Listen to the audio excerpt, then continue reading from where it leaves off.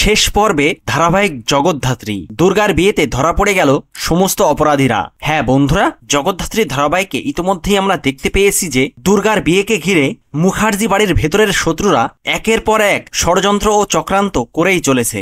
তারা তাদের এত বছরের পুরনো রাগ দুর্গার বিয়ের দিনই মেটাতে চাইছে, আর সেই কারণেই তারা দুর্গার বিয়ের আগেই সঞ্জিত ব্যানার্জিকে যেভাবেই হোক জেল থেকে মুক্ত করতে চাইছে। এমনকি তারা টিটু ও লিলিপুটকেও দুর্গার বিয়েতে নিমন্ত্রণ করবে।